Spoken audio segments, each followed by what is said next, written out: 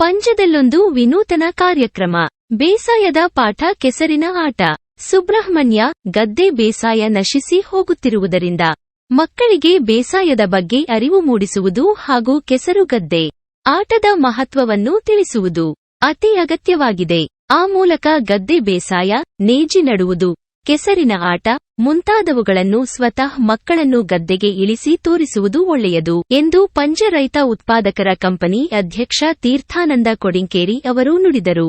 ಅವರು ಡಿಸೆಂಬರ್ 28 ಗುರುವಾರ ಪಂಜ ಶ್ರೀ ಪರಿವಾರ ಪಂಚಲಿಂಗೇಶ್ವರ ದೇವಸ್ಥಾನದ ಗದ್ದೆಯಲ್ಲಿ ಪಂಜ ಸರಕಾರಿ ಮಾದರಿ ಹಿರಿಯ ಪ್ರಾಥಮಿಕ ಶಾಲಾ ಮಕ್ಕಳ ಬೇಸಾಯದ ಪಾಠ, ಕೆಸರಿನ ಆಟ ಕಾರ್ಯಕ್ರಮವನ್ನು ಉದ್ಘಾಟಿಸಿ ಮಾತನಾಡಿದರು. ಸಭಾಧ್ಯಕ್ಷತೆಯನ್ನು ಶಾಲಾ ಅಭಿವೃದ್ಧಿ ಹಾಗೂ ಮೇಲುಸ್ತುವಾರಿ ಸಮಿತಿ ಅಧ್ಯಕ್ಷ ಸೋಮಶೇಖರ ನೇರಳ ವಹಿಸಿದ್ದರು. ಮುಖ್ಯ ಅತಿಥಿಗಳಾಗಿ ಪಂಜ ಗ್ರಾಮ ಪಂಚಾಯತ್ ಅಧ್ಯಕ್ಷ ವಿಜಯಲಕ್ಷ್ಮಿ ಜಳಕದ ಹೊಳೆ, ಪಂಚಶ್ರೀ ಜೇಸಿ ರಜತ ವರ್ಷದ ಅಧ್ಯಕ್ಷ ಶಿವಪ್ರಸಾದ್ ಹಾಲೆಮಜಲು, ಪಂಚಶ್ರೀ ಜೇಸಿ ಸ್ಥಾಪಕ ಅಧ್ಯಕ್ಷ ದೇವಿಪ್ರಸಾದ್ ಜಾಕೆ ವೇದಿಕೆಯಲ್ಲಿ ಉಪಸ್ಥಿತರಿದ್ದರು.